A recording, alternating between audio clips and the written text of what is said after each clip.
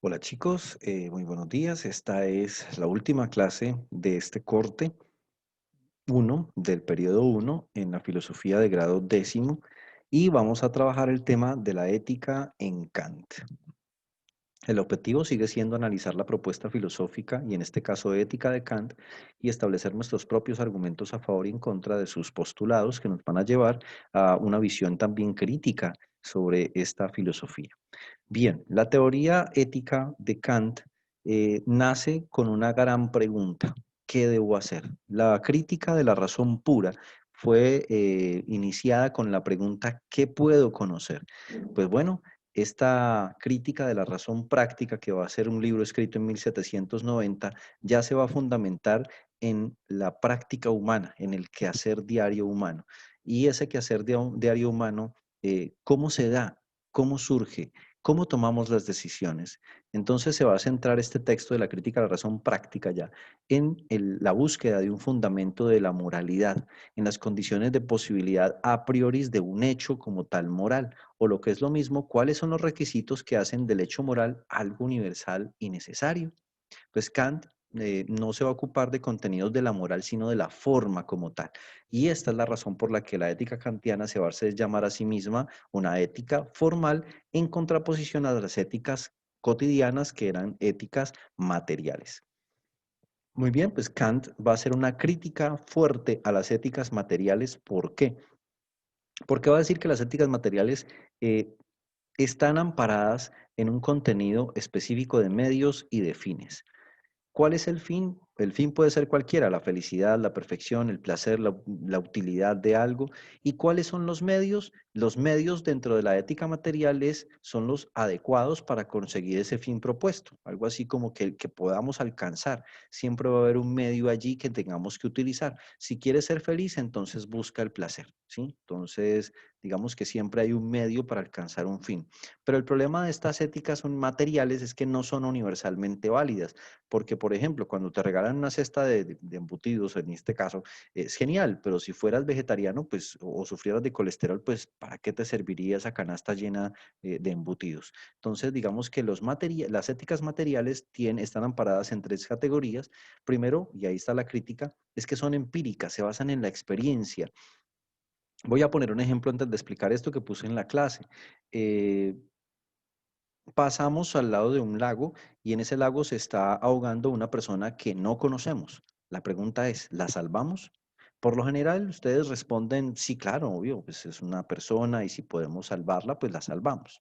Pero en un segundo escenario, supongamos que esa persona es una persona que nos ha hecho daño, es una persona mala, ¿sí? Nos ha hecho mal, no nos la llevamos bien con esa persona, tenemos cierto odio y rencor con esa persona. ¿La salvamos? Y por lo general la tiende a decir, no, pues no, no sé, no. O sea, hay una duda, ¿sí? Digamos que dudamos y mucha gente abiertamente dice no.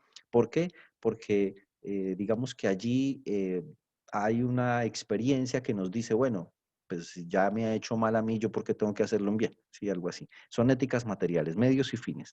Son hipotéticas porque son condicionales, ¿no? En los dos casos, digamos que depende de las circunstancias y de las situaciones particulares. Y son heterónomas porque el sujeto no se da a sí mismo sus propias normas, es decir, depende siempre de algo, ¿no?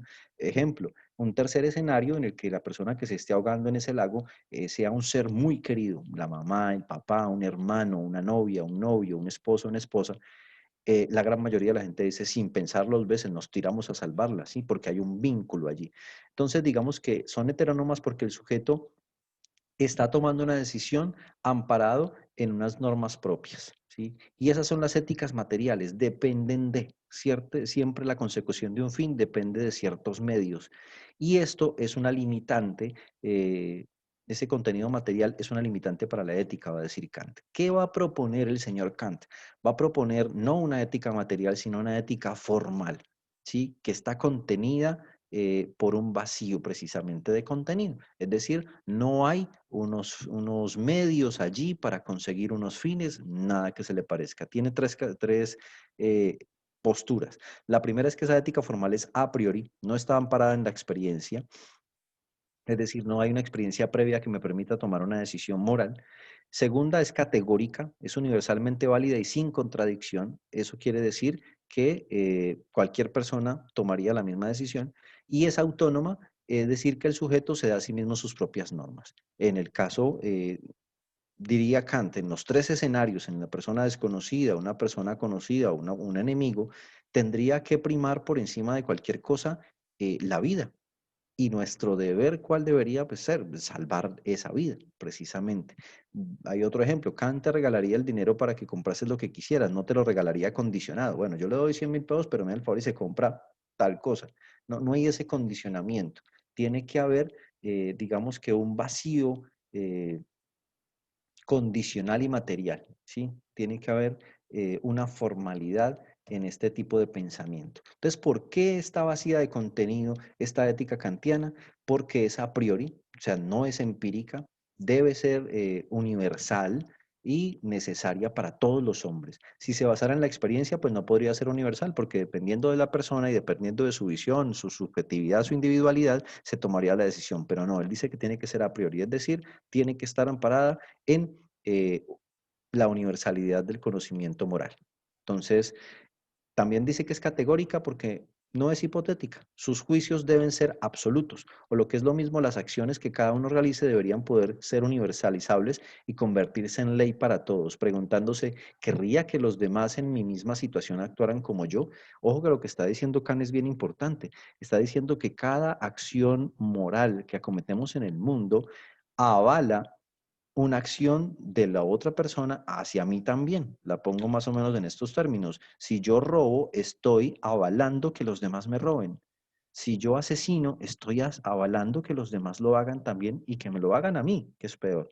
Y finalmente, esa ética formal está vacía de contenido porque es autónoma, no es heterónoma. Es el sujeto el que debe determinarse a obrar, a darse a sí mismo su ley con la sola determinación de su razón. Es decir, yo soy bueno no porque me lo dicte la ley, no porque me lo dicten los superiores o por el qué dirán, sino porque yo considero que debe ser así, debo ser bueno.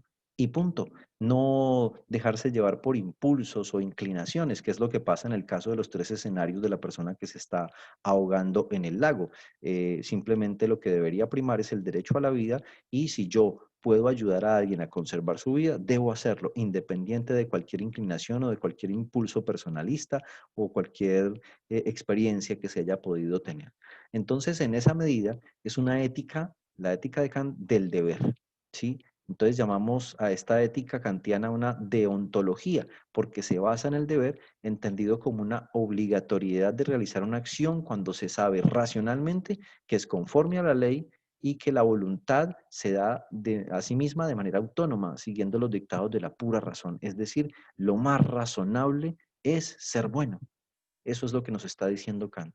En ese sentido, pues distingue tres tipos de acciones. Las acciones contrarias al deber, que son las inmorales, que van claramente en contra del deber. Las acciones conformes al deber, que son meramente legales. La voluntad no se determina por la conciencia del deber, sino por otros motivos. Y las acciones por deber, que son las realizadas por el respeto al deber. Entonces, poníamos el ejemplo de, hay un semáforo peatonal en rojo, ¿sí? Entonces, la persona tiene tres opciones. Ir en contra del deber, sí, pues se supone que si el semáforo peatonal está en rojo, yo no debería pasar. Así no pase ningún carro. Ese es el deber ser porque hay una norma societaria que nos hemos impuesto. Pero hay gente que claramente pues no la obedece. Entonces esas serían las acciones en contra del deber, que serían las acciones inmorales.